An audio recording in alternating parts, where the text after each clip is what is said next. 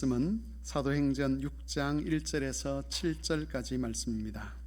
신약성경 195쪽 사도행전 6장 1절에서 7절까지 말씀을 한 절씩 교독을 하겠습니다. 사도행전 6장 1절에서 7절까지 말씀 한 절씩 교독하겠습니다. 그때 제자가 더 많아졌는데 헬라파 유대인들이 자기의 과부들이 매일의 구제에서 빠짐으로 히브리파 사람을 원망하니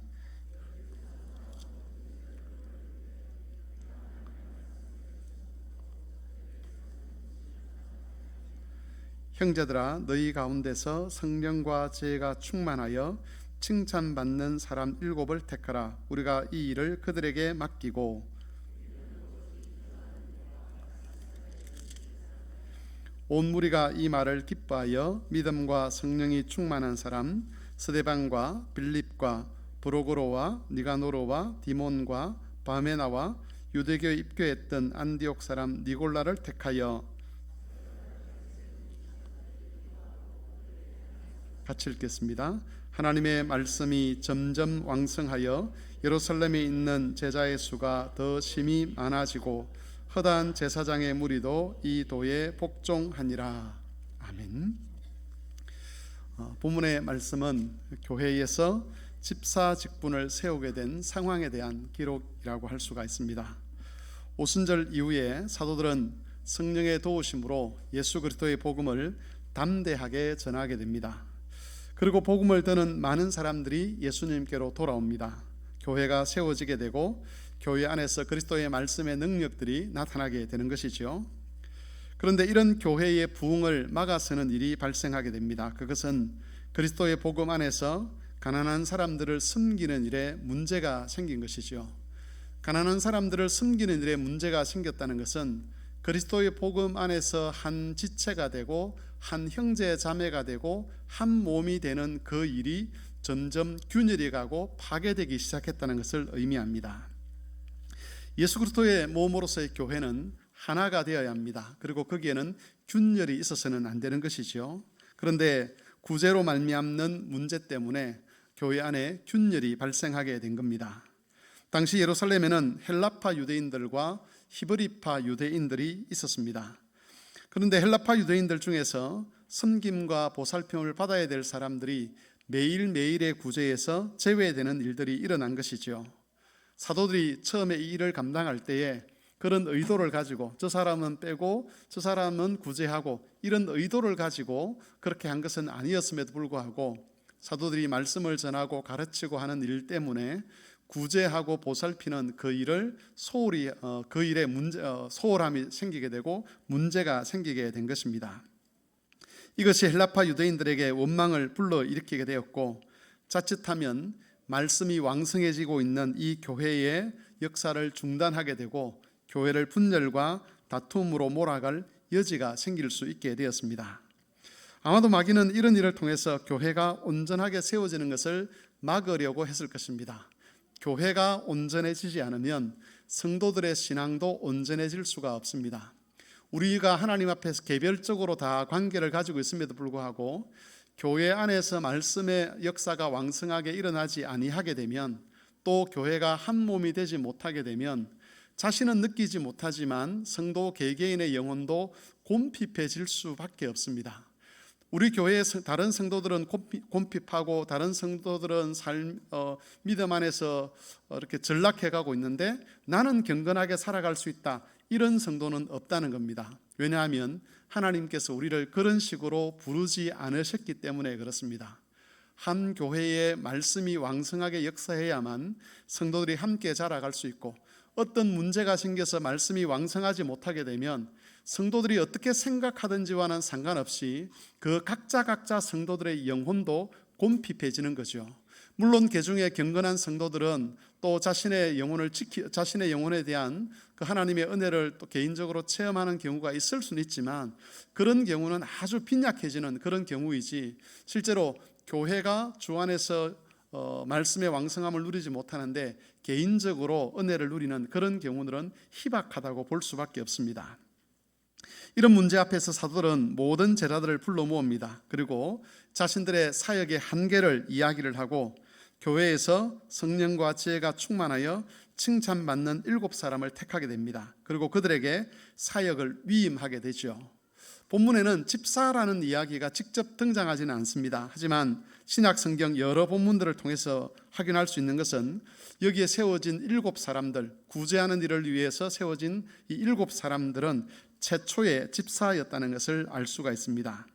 이들이 해야 했던 일은 교회 안에서 경제적으로 어려움을 당하는 사람들, 또 환난을 당하는 사람들을 살피고 구체적으로 그들의 필요를 제공하고 돕는 일이었습니다. 그래서 가난 때문에 또는 고통 때문에 하나님이 행하시는 놀라운 구원 역사의 복을 누리지 못하는 일이 없도록 주의 몸된 교회 안에 참여한 모든 성도들이 함께 평안함과 복을 누릴 수 있도록 하는 역할이 바로 집사 직분을 받은 사람들이 해야 했던 일들이었습니다. 이 집사들의 섬김과 봉사가 어떤 결과를 가져왔는가 하는 것이 7절에 기록되어 있습니다. 하나님의 말씀이 점점 왕성하여 예루살렘에 있는 제자의 수가 더 심히 많아지고 허다한 제사장의 무리도 이 도에 복종하니라.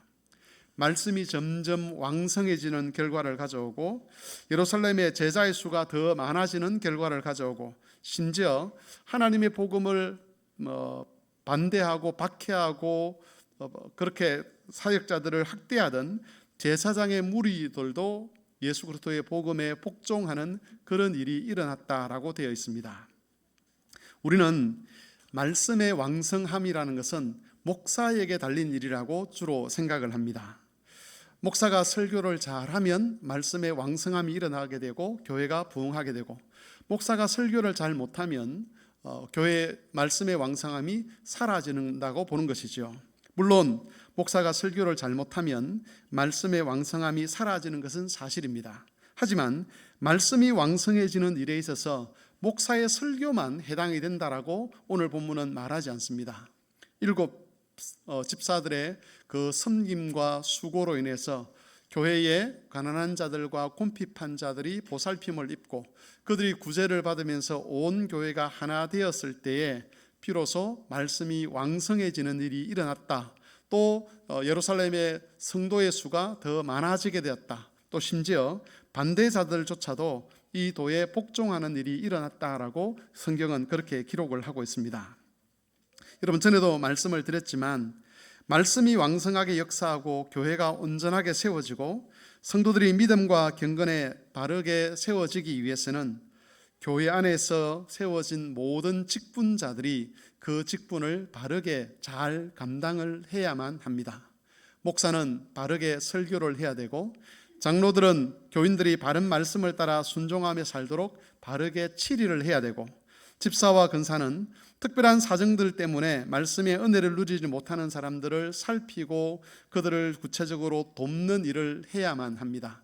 이 세 가지가 하나가 되었을 때, 함께 갈 때에, 이 세 가지 직분이 다 온전히 수행되었을 때에 교회는 말씀의 왕성함을 입게 되고 제자의 무리가 더해지는 역사를 입게 되고 반대자들도 주께로 돌아오는 일이 있게 된다는 겁니다.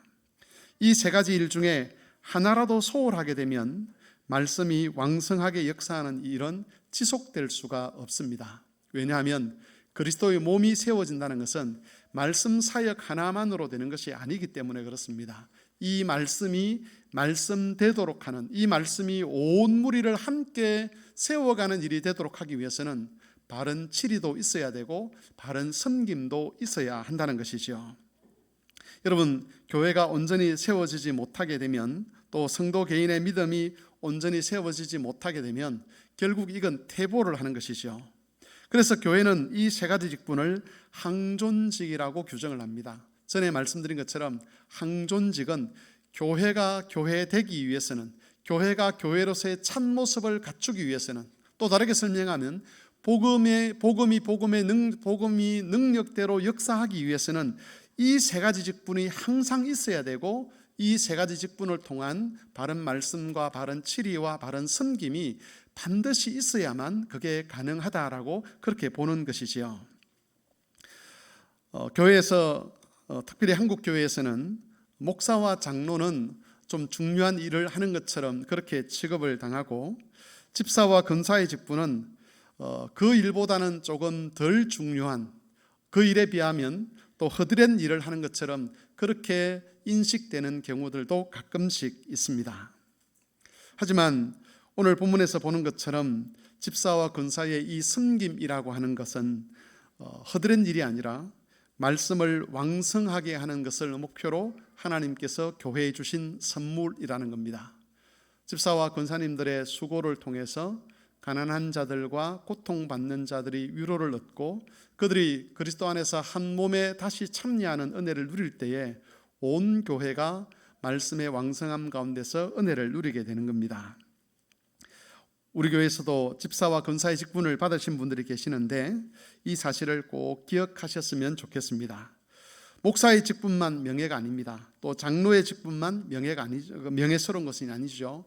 하나님 앞에서 모든 직분은 다 명예스러운 겁니다. 물론 이 말이 명예를 위해서 목사의 직분이 있고 또 명예를 위해서 장로의 직분이 있고 명예를 위해서 집사의 직분이 있다는 그런 뜻은 아닙니다. 하나님께서 교회를 세워가시는 정말 존귀한 직분이라는 것을 우리가 기억해야 된다는 것이죠. 그리고 반대로 앞에서 말씀드린 것처럼 목사의 직분이 사람들 앞에서의 명예를 위해서 있는 것이 아니고 장로의 직분도 사람 앞에서의 명예를 위해서 있는 것이 아니듯이 집사의 직분이라는 것도 사람 앞에서의 명예를 위해서 있는 것은 아니라는 것을 기억하셨으면 좋겠습니다. 간혹 우리가 예수 안 믿는 사람들을 만나면 우스갯소리로 그들이 하는 이야기가 있죠. 너는 아직도 집사가 아니냐, 이런 말들을 우리가 교회 밖에 있는 사람들부터 들을 때가 있습니다. 너는 아직도 집사가 아니야 라고 할 때 그 말의 의미는 넌 제대로 신앙생활 안 하는 사람 아니야? 라는 그런 핀잔이 들어있겠죠. 그래서 교회에서는 서리 집사라도 되어서 사람들 앞에서 그래도 내가 집사야 라는 그런 말을 하고 싶어 할 때가 있습니다. 이건 다 명예를 위한 것이죠. 그런데 교회 안에 있는 어떤 직분도 여러분 명예를 위해서 하나님께서 우리에게 주신 것은 아니라는 것을 기억하십시오. 오늘도 제가 오전 예배 끝나고 재직회를 한다라고 말씀을 드렸고 재직회에는 서리 집사 이상 되시는 분은 반드시 참석하셔야 됩니다. 그런 말씀을 드렸습니다. 여러분 제가 여기서 말하는 성경에서 말하는 집사와 권사는 우리 취임을 하고 임직을 한 그런 분들을 가리키지만 서리 집사라는 것도 당회로부터 하나님의 권세로 임명을 받은 그런 직분이지 않습니까? 서리 집사님들을 임명한 이유는 한 가지입니다. 크게 중요한 한 가지 이유가 있습니다. 그건 뭐냐면 재직회에 참여해서 교회의 재정을 살피고 교회가 말씀의 원리를 따라 재정을 바르게 사용하는지 살피고 그 일에 함께 참여하라고 서리 집사로 임명을 하는 겁니다. 나는 밖에 가서 다른 사람들에게 내가 그래도 교회에서 집사 직분을 받았어라는 그 명예를 위해서 서리 집사로 임명하는 것이 아니라 재직회에 참여해서 교회 재정을 살피고 그 일을 위해서 기도하라는 그런 의미에서 서리 집사로 임명을 하는 겁니다. 그래서 내년에 서리 집사로 임명 받으시는 분들은 이것을 기억하셔서 명예를 위한 직분이 아니라 그 직분을 통해서 교회를 잘 섬기실 수 있기를 바랍니다. 이제 우리 교단이 이 집사와 권사의 직분에 대해서 어떻게 질서를 세우고 있는가 하는 것을 헌법 내용을 통해서 살펴보도록 하겠습니다. 먼저 제75조에 보시면 집사의 자격에 관해서 말하고 있습니다. 거기에 총 4가지 자격이 있는데 만 35세 이상 65세 미만의 남자 세례 교인으로 무엄하게 5년을 경과한 사람이 집사의 직분을 받을 수가 있습니다.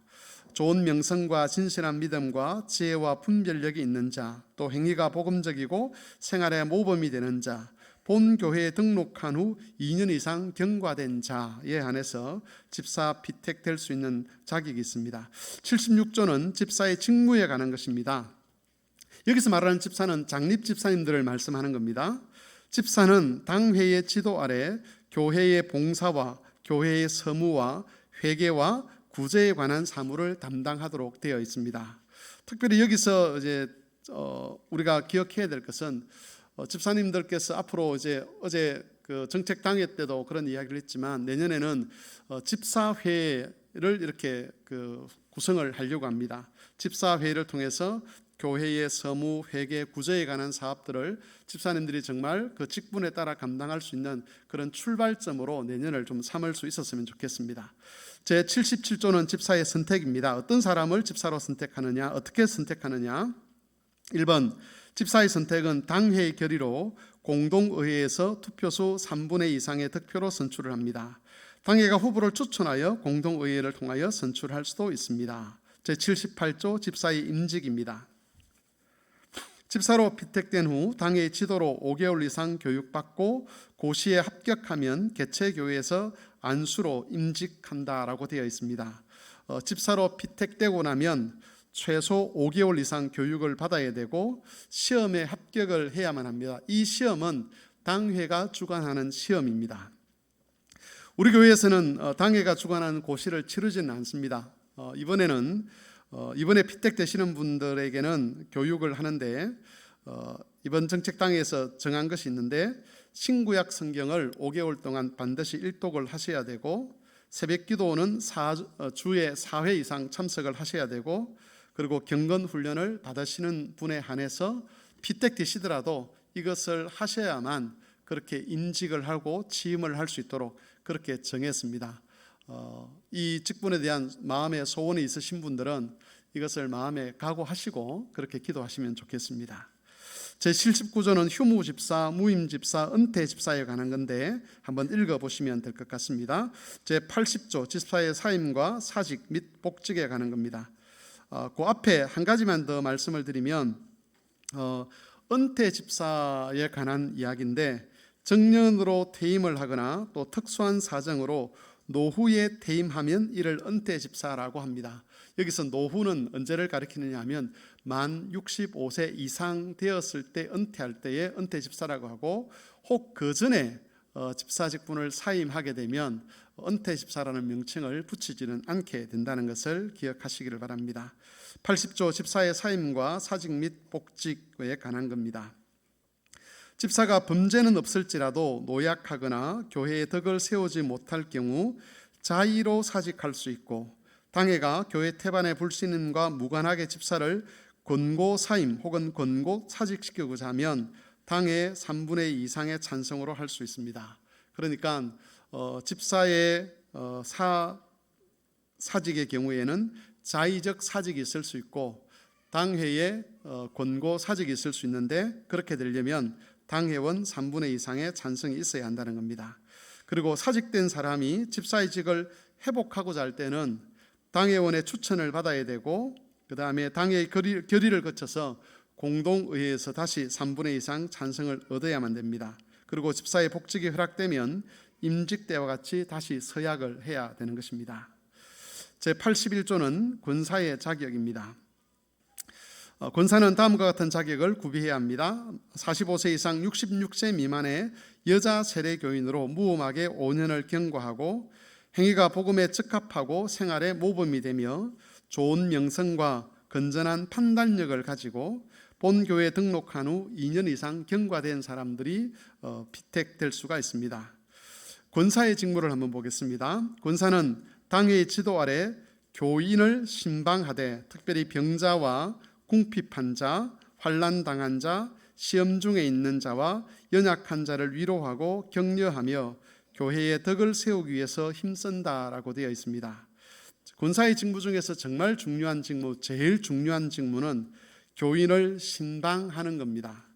믿음이 좋아서 권사가 되는 것이 아니고 교인을 신방할 수 있는 자가 권사가 되는 것이죠. 이전에도 제가 한번 말씀을 드렸지만 어느 믿음 좋은 그런 여자 성도분이 한 분 계셨는데 그 믿음 때문에 그 교회 전체가 이분은 권사가 되어야 된다 그렇게 생각했는데 그분이 마다하셨습니다. 왜냐하면 저는 어떤 일을 하고 있는데 이 일을 하는 동안에는 제가 교회 성도들을 살피고 신방하는 일을 아예 할 수가 없습니다. 그래서 저는 권사에 적합한 사람이 아닙니다라고 해서 권사직을 사양을 했습니다. 여러분 직분이라는 것이 명예가 아니라는 것을 제가 거듭 말씀을 드리고 명예가 되는 순간 그 직분을 수행하지 못하게 되면 말씀이 왕성해질 수가 없습니다. 그래서 직분자를 우리가 세울 때에 항상 그 직분을 수행할 수 있는 사람을 직분자로 세워야 합니다. 권사는 어떤 일을 하는 사람이냐? 교인을 신방하는 사람이 되어야 합니다. 그리고 병자와 궁핍한 자와 환난 당하는 자와 시험 중에 있는 자와 연약한 자를 위로하고 격려하며 교회의 덕을 세울 수 있는 그런 사람들이 권사가 되어야 하는 것이죠. 직장인이라고 해서 권사가 될 수 없는 건 아니죠. 왜냐하면 직장 생활을 하시면서도 이렇게 저렇게 성도들을 돌아보고 권면하고 신방하고 하실 수가 있습니다. 그런데 어떤 직장에 있는 분들은 절대 그럴 수 없는 분들도 있습니다. 그런 분들은 권사로서 합당치 않은 것이죠. 믿음이 없다는 것이 아니라 신방을 하거나 성도를 돌아볼 수 없기 때문에 권사 직분에 합당치 않는 사람이 된다는 겁니다. 그래서 이런 것들을 우리가 생각해야 될 것이고, 이런 원리를 따라서 장로와 집사와 권사를 우리가 피택할 수 있어야 할 것입니다. 제83조는 권사의 선택입니다. 동일하게 당회의 결의로 당회에서 결의한 대로 공동회의에서 3분의 2 득표를 얻어야 되고, 당회가 혹시 추천해서 그 후보자들 가운데서 그렇게 선출할 수도 있다라고 되어 있습니다. 권사의 임직과 휴무와 사직과 복직은 집사의 경우가 똑같기 때문에 그냥 넘어가겠습니다. 제85조입니다. 85조는 준직원에 대한 겁니다. 여기서 준직원은 강도사와 목사 후보생을 가리킵니다. 준직원은 개인적으로는 소속 당회에 속하고 직무상으로는 노회에 속합니다. 그래서 준직원의 자격에 대해서 이렇게 정리합니다. 강도사는 총회에서 실시한 강도사 자격 심사를 받아 설교할 자격을 취득하고 노예의 지도를 따라 사역하는 자인데 교회 출입권은 없습니다. 여러분, 강도사라는 표현을 한국 사람들은 조금 이렇게 처음에 부정적으로 본 적이 있습니다. 이게 그 도둑, 강도할 때 이것과 같은 말처럼 여겨질 수 있기 때문에 그랬는데, 여기서 말하는 강도는 진리를 강론할 수 있는 자격을 부여받은 사람입니다. 그러니까는 교회 안에서 목사가 진리를 강독할 수가 있습니다. 그 다음에 장로가 당회의 허락을 받아서 강도를 할 수 있습니다. 이렇게 설교를 할 수 있다는 것이죠. 그 다음에 목사와 장로가 아니면서, 당회원이 아니면서 설교할 권한을 가진 사람, 이 사람이 바로 강도사들입니다. 그래서 여기서 말하는 강도는 설교할 수 있는 권한을 가진 사람이라는 뜻입니다.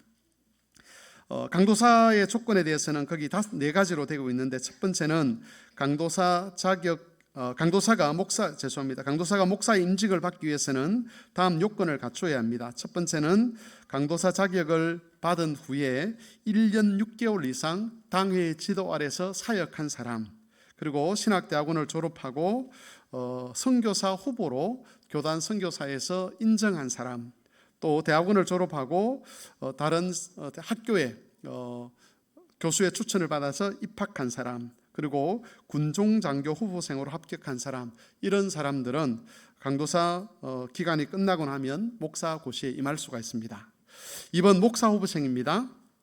목사 후보생은 남자 세례교인으로 무음하게 5년을 경과하고 모범적인 신앙과 목사됨에 합당한 자질이 있는 자가 목사직을 희망하여 노예의 허락을 받고 그 지도대로 신학대학원에서 교육받는 자, 이런 사람들을 목사 후보생이라고 합니다. 그리고 이 목사 후보생에게는 전도사와 같은 자격이 부여가 됩니다.